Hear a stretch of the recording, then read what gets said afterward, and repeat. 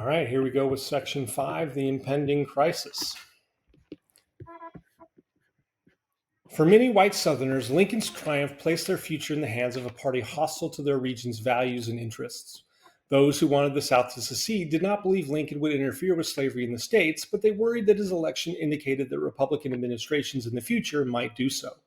Southerners in the Deep South, fearing they would become a permanent minority in a nation ruled by their political enemies, instead decided to secede from the Union to save slavery, the basis of their society. In the months after Lincoln's election, 7 states, stretching from South Carolina to Texas, seceded from the United States. These were the states of the Cotton Kingdom, in which enslaved people were a much larger part of the population than in the Upper South.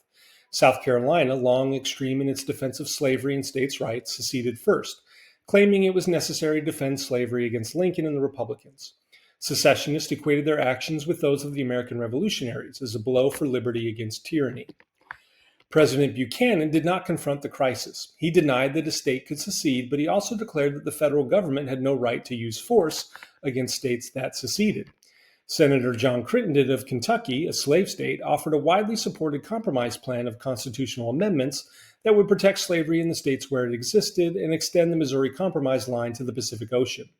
The seceding southern states rejected it, as did Lincoln. Lincoln insisted on no further expansion of slavery.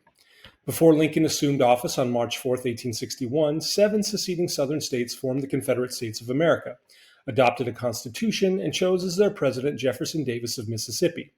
The Confederate Constitution followed the U.S. Constitution with some exceptions. Unlike the U.S. Constitution, the CSA's Constitution explicitly guaranteed slave property in its own states and any new territories it might acquire. Davis's vice president stated that the cornerstone of the Confederacy was the great truth that the Negro was not equal to the white man, and that slavery is his natural and normal condition. Lincoln did not think war was inevitable. When inaugurated, 8 slave states of the Upper South, where enslaved people and slaveholders were fewer in number than in the Deep South, and where fewer whites thought Lincoln's election justified secession, were still in the Union. Southern whites were divided over secession. Lincoln believed secession might collapse from within. In his inaugural address, Lincoln tried to conciliate the South. He rejected the right of states to secede, but denied any plan to interfere with slavery in states where it existed. Although Confederate forces had already seized federal forts and arsenals in the South, Lincoln promised only to hold remaining federal property in the South, but he suggested that the Southern states risked civil war. In his first month as president, Lincoln tried to avoid doing anything to encourage more states to secede, encouraged Southern Unionists to combat secession within the South, and tried to quiet growing calls in the North for forceful action. Lincoln hoped to ensure that if war broke out, the South would initiate it.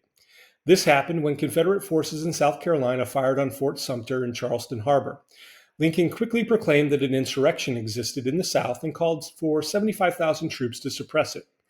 Within weeks, Virginia, North Carolina, Tennessee, and Arkansas seceded and joined the Confederacy. Both sides deprecated war, Lincoln later said, but one of them would make war rather than let the nation survive, and the other would accept war rather than let it perish. And the war came.